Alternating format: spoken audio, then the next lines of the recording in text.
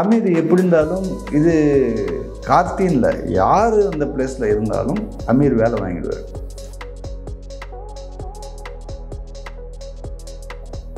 அதை பிடிச்சிக்கிட்டு ஃபாலோ பண்ணிட்டு வந்தார் பார்த்தீங்களா, அங்கே தான் கார்த்தி நின்னார்.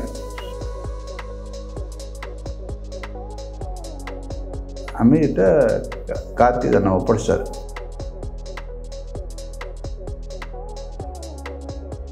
அத்தனை பேரும் யார் யார் நடித்தாங்களோ அவ்வளோ பேரும் டப்பிங் பேசினாங்க. அவங்க தான் டப்பிங் பேசினாங்க. படமே சவால் தாங்க. படமே சவால். செல்வா வந்து என்ன சார் இருக்கவே நடிப்பார், அவர் நடிச்சிருக்காரு. இல்லை செல்வா அப்படின்னா சொன்ன உடனே பிடிச்சி டக்குன்னு வந்துடுறாருன்னு. அது அமீர் கூட இருந்த அந்த எக்ஸ்பீரியன்ஸ். அமீருக்கு மயக்கம்மனோட ஃபோட்டோ அது மட்டும்தான் அவருக்கு ரொம்ப பிடிக்கும்.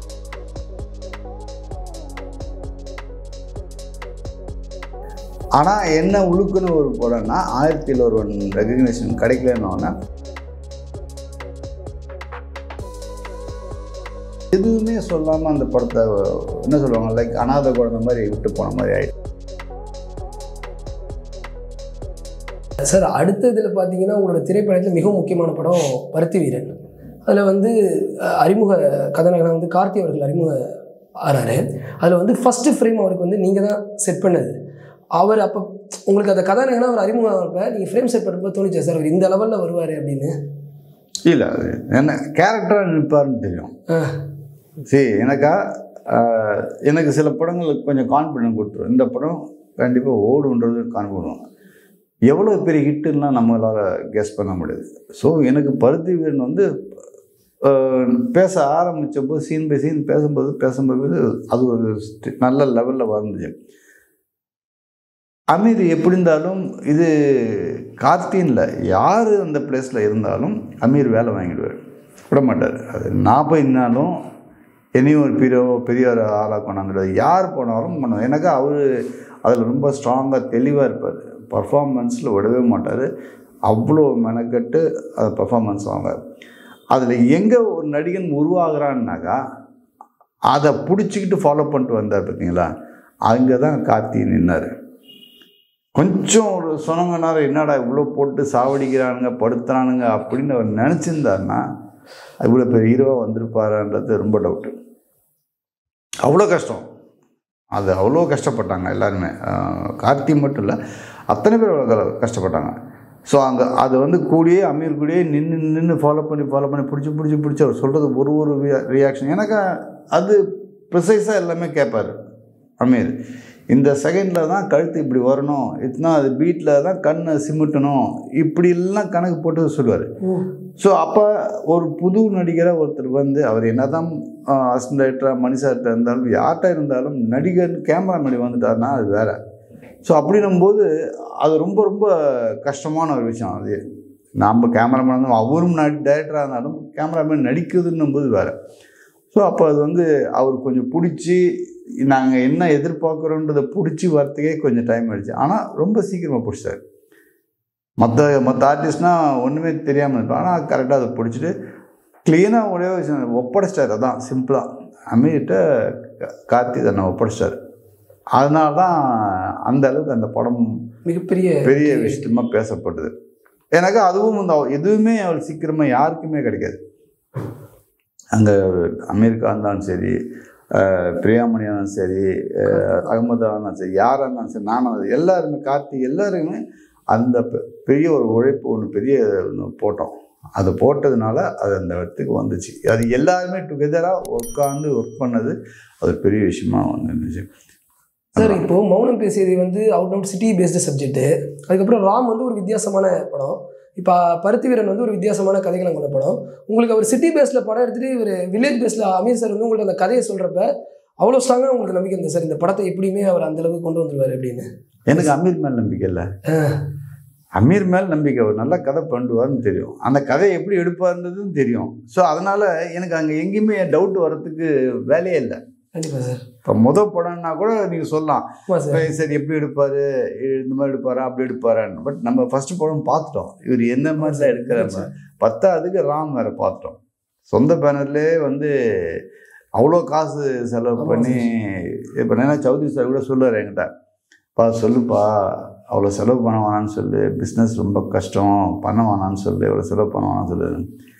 பட் இது நான் அவர் சொல்கிறது என்ன இருந்தாலும் அவர் எக்ஸ்பீரியன்ஸ் ஒரு ப்ரொடியூசர். ஸோ அது என்ன சொல்கிறாரு, நான் அவர் சொன்னேன் சார் இப்போ இன்வெஸ்ட்மெண்ட் சார் நமக்கு, இப்போ நம்ம போடுவோம், நம்ம விருப்பப்படுறதை எடுக்கணும், நம்ம எடுக்காமல் யார் எடுப்பா இதை, நம்ம எடுப்போம், பின்னாடி வரும் பார்த்தோம். ஏன்னா பயங்கர சினிமா பேஷன் உள்ளார் சார்.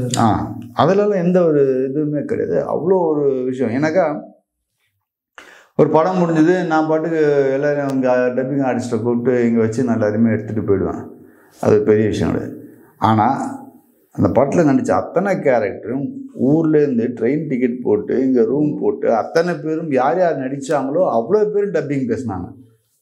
அவங்க தான் டப்பிங் பேசினாங்க, வெளியால் டப்பிங் பேசலை. புரியுதுங்களா?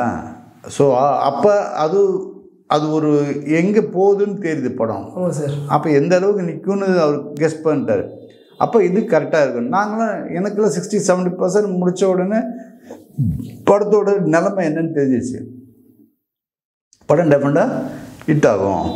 அப்படி இந்த மாசிவ் வருமானலாம் அதெல்லாம் கிடையாது. படம் ஹிட் ஆகிடும், எந்த தப்பும் பண்ணாதுன்னு நம்பிக்கை எங்களுக்கு ரொம்ப ஜாஸ்தியாக வந்துச்சு. ஸோ அதுக்கு தகுந்த மாதிரி ஸோ அதனால் ஒரு அவ்வளோ ஒரு மெனக்கெடு, சும்மாலாம் வந்து எதுவுமே நடக்காது. ஸோ அவ்வளோ ஒரு மெனக்கெட்டு பண்ணது அந்த படம் அவ்வளோ பெருசாக கொண்டாந்து எடுத்துச்சு எல்லாரையும். அடுத்த பரிமாணம் புதிய நியூ வேவ் டேரக்டராக வந்துட்டு செல்வராகவன் சார். அவர் கூட 1001 ஜாயின் பண்ணுறீங்க. அதுவும் கார்த்தி சாரோட 2வது படம் தான். 1001 என்னென்ன சேலஞ்சஸ் இருந்தது சார்? ஏன்னா ஃபஸ்ட்டு டைம் செல்வா சார் கூட ஜாயின் பண்ணுறீங்க. ஏன்னா அதுக்கு முன்னாடி பார்த்தீங்கன்னா அவங்க ஒரு டெக்னிக்கல் ஆஸ்பெக்டாக ஒரு காம்போ கிரியேட் ஆகணும் சார். இப்போ வந்து அவர் வந்து துள்ளுவ இளமை, அதுக்கப்புறம் வந்துட்டு 7G, அப்படியே தொடர்ச்சியாக வந்து அரவிந்த் கிருஷ்ணா சாரோட பயணிச்சுட்டு உங்களோட வராரு. ஃபஸ்ட்டு படம் 1001 அது மிகப்பெரிய லெவலில் அன்னைக்கு வெற்றி படமாக இருந்து இன்றைக்கி மிகப்பெரிய வெற்றி படமாக கொண்டாடிட்டு இருக்காங்க. அதில் என்னென்ன சவால்கள் இருந்தது சார்? படமே சவால் தாங்க. 1001 படமே சவால் தான். என்ன இதுதான் சொல்ல முடியாது. ஆமாம் சார். எல்லா ஏரியாவுமே எங்களுக்கு வந்து சேலஞ்சு தான். நான் செல்வா எனக்கு ஃபஸ்ட்டு கூப்பிட்டப்ப நான் ஒரு ஆஃப் மைண்டில் தான் நான் அந்த அவரை மீட் பண்ண போனேன்.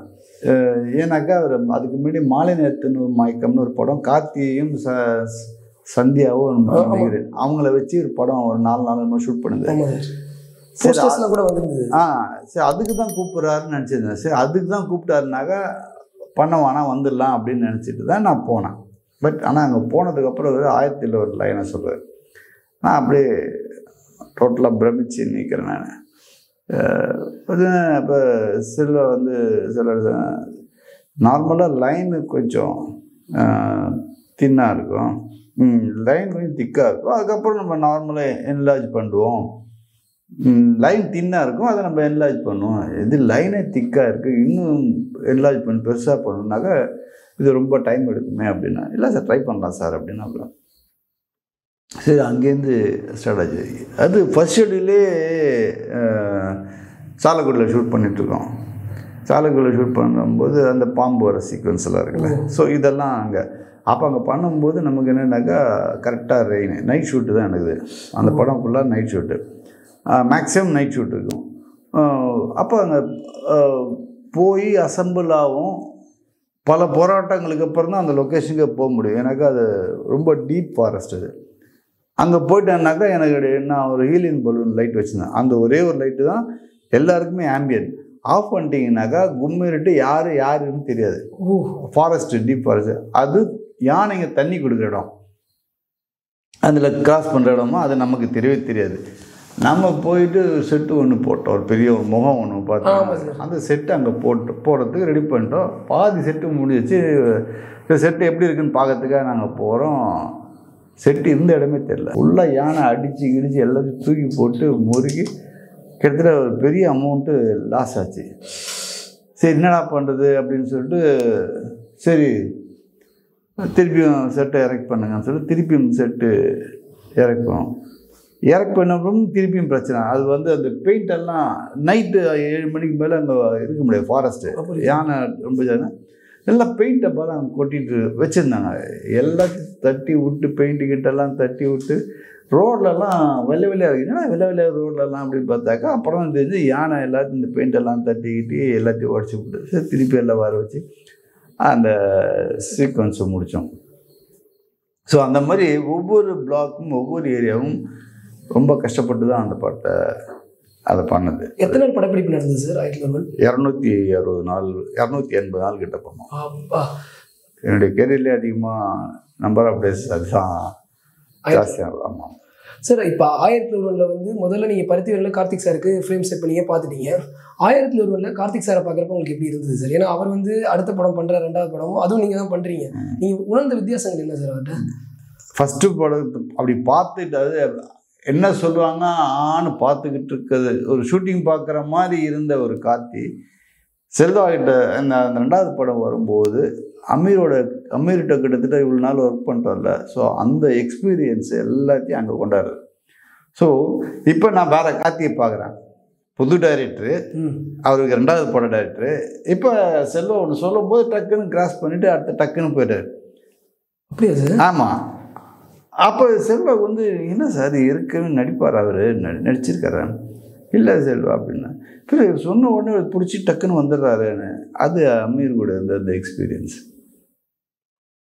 அது. ஏன்னா யாராக இருந்தாலும் கார்த்தின்னு இல்லை, கார்த்தி ஆல்ரெடி ஃபிலிம் இண்டஸ்ட்ரி உள்ள ஒரு ஃபேமிலி ப்ளஸ் அசிஸ்டண்ட்டாக இருந்தது, அது வேறு. அதெல்லாம் எதுவுமே இல்லாமல் நான் போகிறேன்னா கூட நான் ஒரு நிறைய விஷயங்கள் கற்றுக்கலாம், நான் ஒரு நடிகனாக தேர்ந்து வெளியே வந்துடலாம், அந்த மாதிரி ஒரு விஷயம். ஸோ அப்போ கார்த்திகை வந்து செல்வா கூட ஹேண்டில் பண்ணுறது வந்து ரொம்ப ஈஸியாக போயிடுச்சு. 2 டஃப்பான டைரக்டர், 2 பேருமே டஃப்பான டைரக்டர். ஸோ அது செல்வா கிட்ட வரும்போது அது கொஞ்சம் கார்த்திகை ரொம்ப ஈஸியாக இருந்துச்சு. ஸோ அந்த எக்ஸ்பீரியன்ஸ் எல்லாத்தையுமே இங்கே அப்ளை பண்ணார். ஸோ அது எல்லாமே ஒர்க் அவுட் ஆகுது. சரி, இப்போ 1001 தொடர்ச்சியாக வந்து அடுத்து மயக்கம் என்ன 2ஆம் உலகம் பயணிக்கிறீங்க. மயக்கம் என்ன பொறுத்தளவு வந்து இன்றைக்கி வந்து ரீலீஸ் ஆகி மிகப்பெரிய லெவலில் ஓடுது.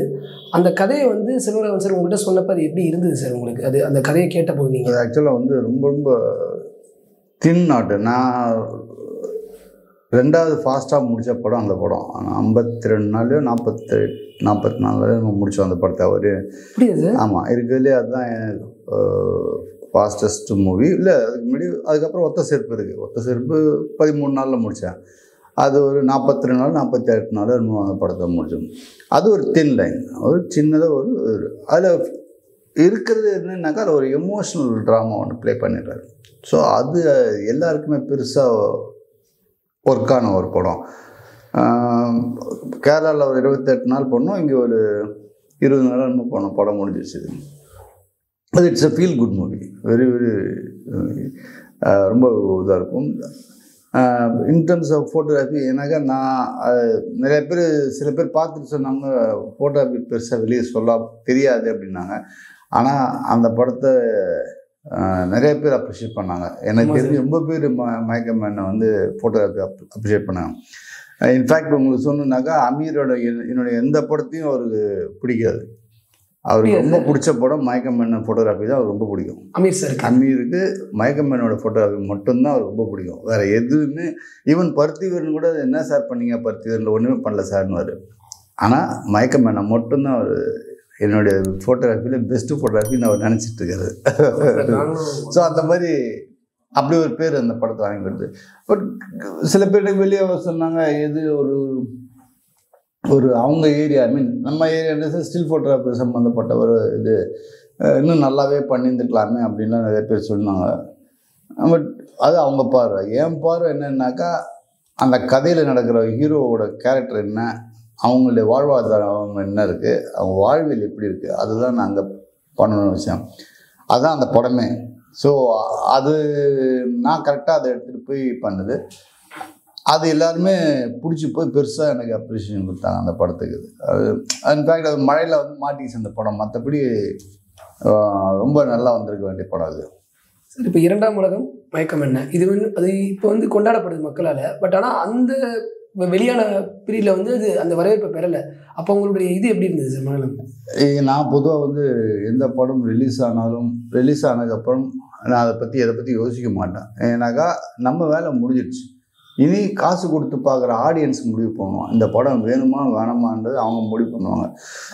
அதனால் நான் அந்த மண்டையெல்லாம் போட்டு உடச்சிக்க மாட்டேன். நான் அது ஹிட் ஆனாலும் ஆகா குதிக்க மாட்டேன், ஃப்ளாப் ஆனாலும் வருத்தப்பட மாட்டேன்.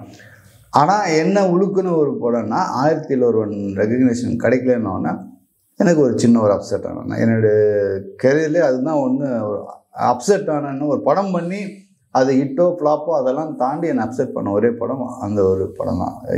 இதுக்கு இந்த ஒரு ரெகக்னேஷன் கிடைக்கல. அவ்வளோ ஒரு விஷயம் கஷ்டப்பட்டுருக்கோம். அதை யாராச்சும் ஒருத்தர் பார்த்துட்டு நல்லா இல்லை குப்படா அப்படி சொல்லியிருந்தா கூட சந்தோஷமாக இருந்திருப்பேன். இல்லை சூப்பர்னு சொல்லியிருந்தாங்க, இல்லை ஓகே ஆவரேஜ் ஏதோ ஒன்று சொல்லியிருந்தாங்கனாக்கா ஏற்றுக்கலாம். எதுவுமே சொல்லாமல் அந்த படத்தை என்ன சொல்லுவாங்க, லைக் அனாதை குழந்தை மாதிரி விட்டு போன மாதிரி ஆயிடுச்சு எனக்கு.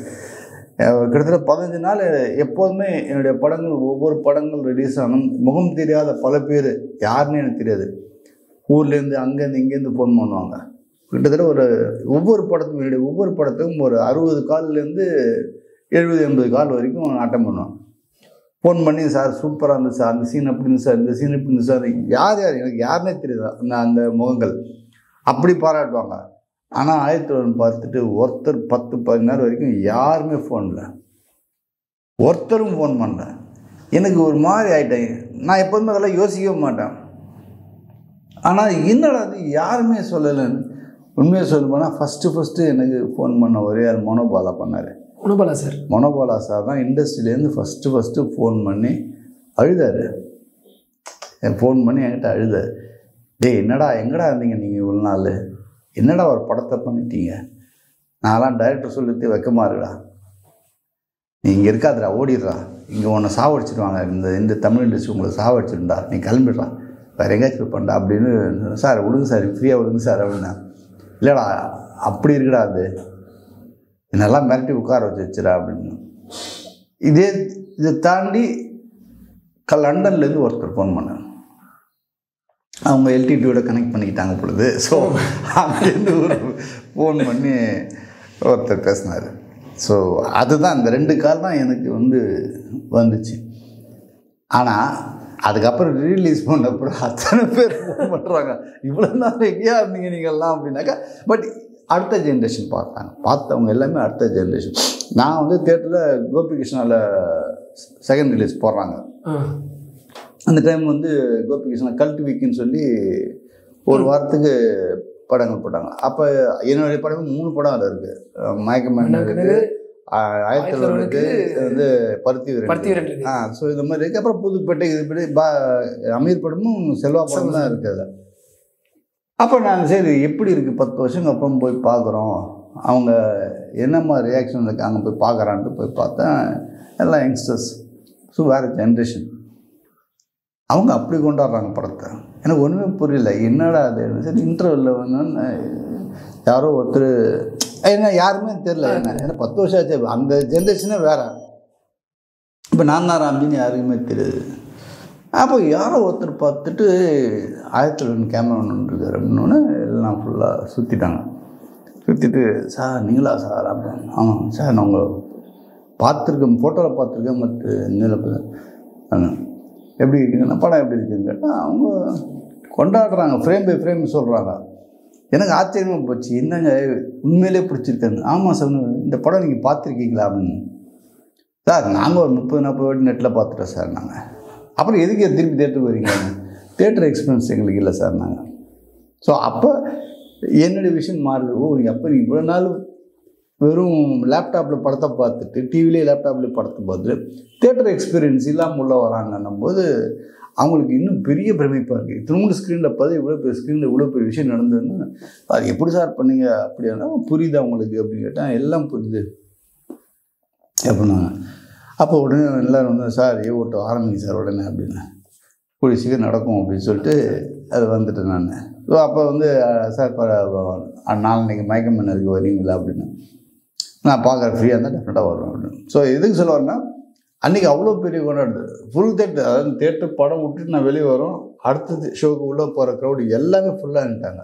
அப்பா எனக்கு ஒன்றும் புரியல, ஒரு ஹீரோ வந்தாங்கன்னா படம் பார்க்க வந்தாங்கன்னா எப்படி இருப்பாப்புல அந்த அப்ரிசியேஷன் எனக்கு கிடச்சிது. அப்போ செல்வராகவன் இந்த மாதிரி தனுஷ் இவங்கெல்லாம் வந்தாங்க, கார்த்தி இவங்கெல்லாம் வந்தாங்கன்னா அந்த படம் வேறு எப்படி கொண்டாடிருப்பாங்கன்னு தெரியல. ஸோ அப்போ அவங்க சொல்கிற வார்த்தை தான் எனக்கு சார் அப்போ இருந்தவங்களுக்கு புரியல, இப்போ இருந்து புரிஞ்சுது, எங்களுக்கு புரியுது சார். அதனால் A.O.2 டெஃபினட்டாக வேணும் சார் அப்படின்னாங்க. சரி ஓகே அப்படின்னு. ஸோ அந்த மாதிரி ஒரு நல்ல எக்ஸ்பீரியன்ஸ் அது கிடச்சிது. எனக்கு தெரிஞ்சு அந்த டீட்டெயில் ஒரு ஸ்கிரிப்டில் ஒரு டீட்டெயில் பண்ணுறதுனாக்கா என்னுடைய எக்ஸ்பீரியன்ஸ், நான் ஒர்க் பண்ண டைரக்டர் ராஜா வச்சுக்கிறது யாரில்ல. ஆனால் நான் பார்க்கும்போது சொல்லிட்டேன் படம் சூப்பர் ஹிட்டுன்னு சொல்லிட்டு தான் வெளியே வந்தேன். பாப்பா அவங்க அப்பா இருந்தார், வேலைக்காரன். என்னை பொறுத்தவரைக்கும் அந்த படம் வந்து ஆடியன்ஸுக்கு தேவையான ஒரு படம். அதுவே ஒரு சேலஞ்சு தானே. எனக்கு ஒரு ரூம் ஃபுல்லாக ஒரு படம், அதுவும் படம் ஃபுல்லாக ஒரே ஆள். அப்போ நம்ம தான் அட்வான்ஸாக இருந்தோம், இப்போ நம்மளை விட அட்வான்ஸாக இருக்காங்க. பிகாஸ் ஆஃப் எனக்கு தெரிஞ்சு 23 one of the best series in தமிழ்னு நான் நினைக்கிறேன்.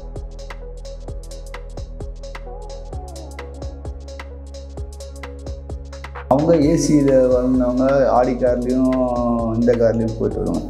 அவங்க ஒரு கிராமத்தில் என்ன நடக்குதுன்னு காலை வச்சு அவங்க பார்த்துருக்க மாட்டாங்க. அதனால தான் அவங்களுக்கு இன்னும் அந்த படம் எப்படி ஓடிச்சுன்னு புரியாமல் இருக்கு.